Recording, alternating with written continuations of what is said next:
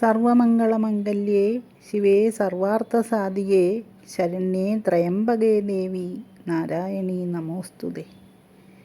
എല്ലാവർക്കും നമസ്കാരം. Astro thoughts by Anitha Raghunath എന്ന എൻ്റെ വീഡിയോ ചാനലിലേക്ക് സ്വാഗതം. ആശ്രയിക്കുന്നവരെ രക്ഷിക്കുന്ന ദേവി മഹാമായയായ ആറ്റുകാൽ അമ്മയുടെ പൊങ്കാല മഹോത്സവമാണല്ലോ. അമ്മയുടെ കാര്യങ്ങൾ എത്ര പറഞ്ഞാലും മതിയാവുന്നതുമല്ല. എന്നാലും വായിച്ചറിഞ്ഞ ചില കാര്യങ്ങൾ നിങ്ങളുമായിട്ട് പങ്കുവയ്ക്കുവാൻ ആഗ്രഹിക്കുന്നു. അതിന് കിട്ടിയ ഒരു ഭാഗ്യമായിട്ട് ഞാനിതിനെ കാണുന്നു. മംഗല്യഭാഗ്യത്തിനും സത്സന്താനത്തിനും അമ്മയ്ക്കരികിൽ അഭയം തേടുന്നവർക്ക് ഒരിക്കലും ദുഃഖിക്കേണ്ടി വരില്ല എന്നുള്ളതാണ് അനുഭവസാക്ഷ്യങ്ങൾ. പാർവതി ദേവിയുടെ അവതാരമായ കണ്ണകി സങ്കല്പമാണ് ദേവിയുടേത്. വടക്ക് ദർശനമായിരിക്കുന്ന ദേവി സൗമ്യഭാവത്തിലാണ്. ദേവിയുടെ 2 വിഗ്രഹങ്ങൾ ശ്രീകോവിലിലുണ്ട്. മൂലവിഗ്രഹവും അഭിഷേക വിഗ്രഹവും. മൂലവിഗ്രഹത്തിൽ അഭിഷേകം നടത്താറില്ല. രത്നങ്ങളും സ്വർണ്ണ അങ്കിയും കൊണ്ട് മൂലവിഗ്രഹം അണിയിച്ചൊരുക്കിയിരിക്കുന്നു. ആറ്റുകാൽ അമ്മയുടെ പൊങ്കാല മഹോത്സവത്തിന് തുടക്കം കുറിക്കുന്നത് കാപ്പ് കെട്ടി ദേവിയെ പാടി കുടിയിരുത്തുന്നതോടെയാണ്.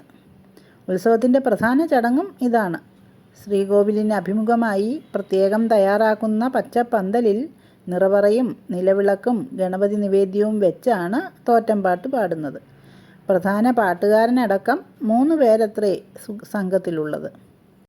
തമിഴ് ഇതിഹാസമായ ചിലപ്പതികാരത്തോട് സാമ്യമുള്ളതാണ് ആറ്റുകാലമ്മയുടെ തോറ്റംപാട്ട്. 1-ാം ദിവസം കൊടുങ്ങല്ലൂർ അമ്മയെ പാടി കുടിയിരുത്തുന്നു. ആ കുടിയിരുത്ത് പാട്ടാണ് നടക്കുന്നത്. ദേവിയുടെ സാന്നിധ്യം ആറ്റുകാൽ ശ്രീകോവിലിൽ മനസ്സിലാക്കുന്ന പ്രധാന പാട്ടുകാരനായ ആശാൻ അത് പാടുമ്പോൾ ഭഗവതിയുടെ പള്ളിവാളിൽ തന്ത്രി തങ്കക്കാപ്പ് കെട്ടുന്നു. മേൽശാന്തിയുടെ കയ്യിലും കാപ്പ് ചാർത്തും. 1-2 ദിവസങ്ങളിൽ ഭദ്രകാളി ചരിതമാണ് പാടുന്നത്. ശ്രീ പരമേശ്വരൻ്റെ 3-ാം തൃക്കണ്ണിൽ നിന്ന് ഉത്ഭവിക്കുന്ന ഭദ്രകാളി ദേവിയുടെ ജനനം മുതൽ ദാരികവധം വരെ പാടും. 3-4 ദിവസങ്ങളിൽ ഭൂമിയിൽ മനുഷ്യരൂപം ധരിച്ച് കണ്ണകിയായി വാഴുന്ന ദേവിയുടെ തിരുക്കല്യാണവും ആടയാഭരണങ്ങൾ അണിഞ്ഞ ദേവിയുടെ വിവരണവും വാഴ്ത്തും. മാലപ്പുറം പാട്ട് എന്നാണ് ഈ പാട്ടിന് പറയുന്നത്. പൊന്നണിഞ്ഞ് പട്ടുടുത്ത് അണിഞ്ഞൊരുങ്ങിയ ദേവിയെ കോവിലൻ, അതായത് പാലകൻ താലി ചാർത്തുന്നതാണ് മാലപ്പുറം പാട്ട് എന്ന് പറയുന്നത്. ശ്രീകോവിലിൽ അമ്മയ്ക്ക് പട്ടും ഹാരവും താലിമാലയും ചാർത്തി ഈ സമയത്ത് വാദ്യമേളങ്ങളോടെ ദീപാരാധന നടക്കും. 10,000-കണക്കിന് കന്യകമാർ മംഗല്യസിദ്ധിക്ക് പ്രാർത്ഥിക്കാനെത്തുന്നത് ഈ ദിവസമാണ്. ഇങ്ങനെ മാലപ്പുറം പാട്ട് ശ്രവിക്കുകയും ആ ദീപാരാധനയിൽ പങ്കെടുക്കുകയും ചെയ്യുന്നത് വഴി ചൊവ്വാദോഷം മൂലം കല്യാണം മുടങ്ങി നിൽക്കുന്ന കുട്ടികളുടെ മംഗല്യസിദ്ധിക്കായിട്ട് ഉപകരിക്കും. 5-ാം ദിവസം കോവിലനെ സ്വർണം വിൽക്കാനായി ദേവി മധുരയിലേക്ക് അയക്കുന്ന ഭാഗമാണ് പാടുന്നത്. 6-ാം ദിവസം കോവിലനെ മധുരയിലെ ഒരു സ്വർണ്ണപ്പണിക്കാരനും പാണ്ഡ്യരാജാവും ചേർന്ന് ചിലമ്പ് മോഷ്ടിച്ച കള്ളൻ എന്ന കുറ്റം ചുമത്തി വധിക്കുന്ന വിവരണം പാടും. ദുഃഖസൂചകമായി ശ്രീകോവിൽ നട അപ്പോൾ അടയ്ക്കും. 7-ാം ദിവസം രാവിലെ ഭർത്താവിൻ്റെ മരണവാർത്ത സ്വപ്നദർശനത്തിലറിഞ്ഞ ദേവി അദ്ദേഹത്തെ തിരക്കി യാത്രയാവുന്ന ഭാഗമാണ് പാടുന്നത്. ഈ യാത്രയിൽ പശു, മയിൽ, പ്രാവ്, മ്ലാവ് തുടങ്ങിയവയ്ക്കോ തിരുവരം നൽകും. തുടർന്ന് ഭർത്താവിൻ്റെ മൃതശരീരം കാണുന്ന ദേവി അതീവ ദുഃഖത്തോടെ കൈലാസത്തിലെത്തി ശ്രീ പരമേശ്വരനിൽ നിന്ന് വരം വാങ്ങി ഭർത്താവിനെ ജീവിപ്പിക്കുന്നു. 8-ാം ദിവസം ഭർത്താവിനെ വധിച്ച പാണ്ഡ്യരാജാവിൻ്റെ നാട്ടിലേക്ക് കോപാഗ്നി ജ്വലിപ്പിച്ചുകൊണ്ട് ദേവി എത്തുന്ന ഭാഗം പാടുന്നു. പാണ്ഡ്യരാജാവിനെ വധിച്ച് ശിരസ് ശ്രീ പരമേശ്വരന് കാഴ്ചവെക്കുന്ന പാട്ട് അതീവ ഹൃദ്യമാണ്. ഈ ദിവസങ്ങളിലെ തോറ്റംപാട്ട് കൊന്നു തോറ്റംപാട്ട് എന്നറിയപ്പെടുന്നു. ഈ ഒരു തോറ്റംപാട്ട് ശ്രവിക്കുകയും അന്നത്തെ ദീപാരാധന ദർശനം നടത്തുകയും ചെയ്തു കഴിഞ്ഞാൽ ആദിവ്യാധികൾ ശമിക്കാനും അകാല മൃത്യു ഉണ്ടാകാതിരിക്കാനും ഉപകാരപ്പെടും എന്നാണ് വിശ്വാസം. 9-ാം ദിവസം പാണ്ഡ്യരാജാവിനെ വധിച്ചെത്തുന്ന ഭദ്രാദേവിയെ സ്ത്രീജനങ്ങൾ പൊങ്കാല അർപ്പിച്ച് എതിരേൽക്കുന്നതിൻ്റെ പ്രതീകമാണ് ആറ്റുകാൽ പൊങ്കാല. പാണ്ഡ്യരാജാവുമായുള്ള യുദ്ധത്തിൽ തൻ്റെ ഭടന്മാർക്ക് മുറിവേറ്റതിന് പ്രതീകമായി 9-ാം ദിവസം രാത്രി വ്രതമുള്ള ബാലന്മാർക്ക് ചൂരൽ കുത്തുന്നു. കുത്തിയോട്ട ബാലന്മാർക്കും താലപ്പൊലിയേന്തിയ ബാലികമാർക്കുമൊപ്പം രാത്രി മണക്കാട് ധർമ്മശാസ്താ ക്ഷേത്രത്തിലേക്ക് ദേവി എഴുന്നള്ളുന്നു. 10-ാം ദിവസം രാവിലെ തിരിച്ചെഴുന്നള്ളുന്ന ദേവിയെ ശ്രീകോവിലിലേക്ക് ആനയിച്ച് ഉത്സവ നാളുകളിലുണ്ടായ ദൃഷ്ടിദോഷം മാറാൻ പിണിപ്പാട്ട് പച്ചപ്പന്തലിൽ പാടും. തുടർന്ന് ആറ്റുകാലിൽ പൊങ്കാല ഉത്സവത്തിനായി കുടിയിരുന്ന കൊടുങ്ങല്ലൂർ ദേവിയെ കൊടുങ്ങല്ലൂരിലേക്ക് തിരിച്ചയക്കുന്ന കുടിയിളക്ക് പാട്ട് പാടും. അതിനുശേഷം പള്ളിവാളിൽ കാപ്പഴിച്ച് മേൽശാന്തിയുടെ കാർമ്മികത്വത്തിൽ കുരുതി തർപ്പണം നടത്തി കുംഭപൊങ്കാല ചടങ്ങുകൾ പൂർണ്ണമാക്കും. കളഭാഭിഷേകവും മുഴുക്കാപ്പുമാണ് പൊങ്കാല കഴിഞ്ഞാൽ ക്ഷേത്രത്തിലെ പ്രധാന വഴിപാടുകൾ. കളഭാഭിഷേകത്തിന് വർഷങ്ങൾക്ക് മുമ്പേ ബുക്ക് ചെയ്യേണ്ടതാണ്. ദേവിയുടെ ചൈതന്യം വർദ്ധിപ്പിക്കുന്നു എന്നതാണ് കളഭാഭിഷേകത്തിൻ്റെ പ്രത്യേകത.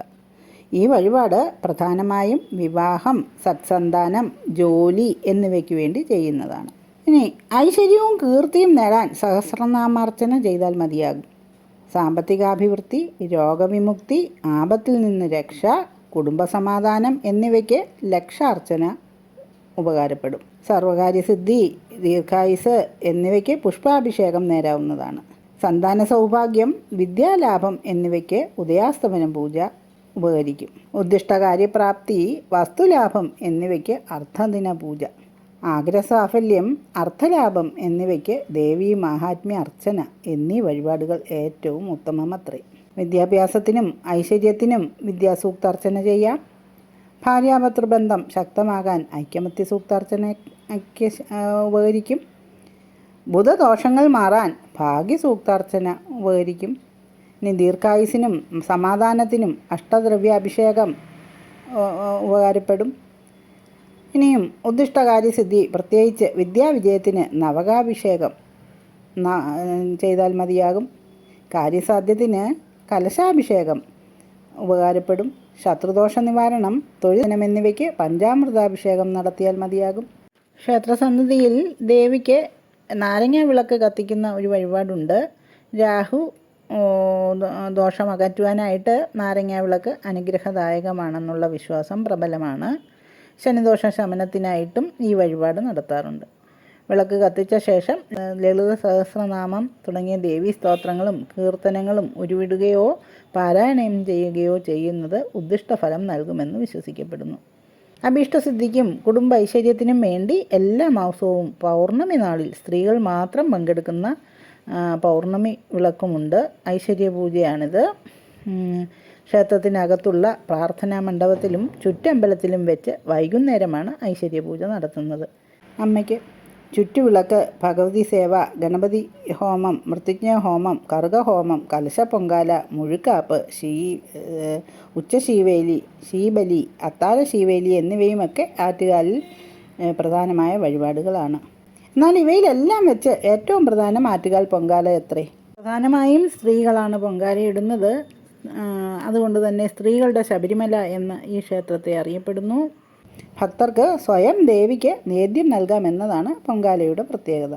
ഓരോരുത്തരും ദേവിക്ക് സ്വന്തം ആത്മാവ് തന്നെ സമർപ്പിക്കുന്നു എന്നതിൻ്റെ പ്രത്യേകം കൂടിയാണ് പൊങ്കാല. പുത്തൻ വസ്ത്രമുടുത്ത് പുത്തൻ കലത്തിൽ പൊങ്കാല അർപ്പിക്കുന്നത് ഏറ്റവും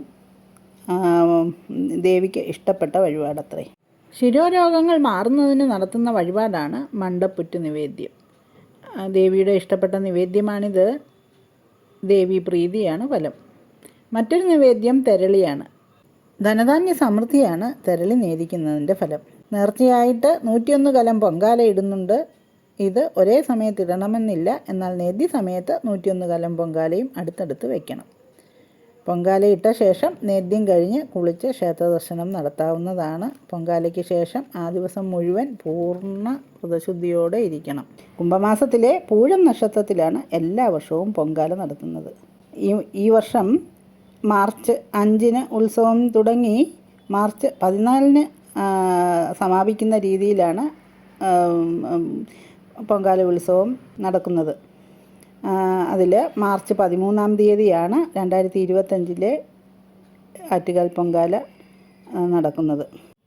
ആറ്റുകാലമ്മയുടെ അനുഗ്രഹം ഏവർക്കും ഉണ്ടാകട്ടെ എന്ന് പ്രാർത്ഥിക്കുന്നു. ഈ വീഡിയോ എല്ലാവർക്കും ഉപകാരപ്പെടുമെന്ന് പ്രതീക്ഷിക്കുന്നു. വീഡിയോ ഇഷ്ടമാവുകയാണെങ്കിൽ ലൈക്ക് ചെയ്യുകയും കമൻറ്റ് ചെയ്യുകയും സബ്സ്ക്രൈബ് ചെയ്യുകയും ചെയ്യണേ. നന്ദി, നമസ്കാരം.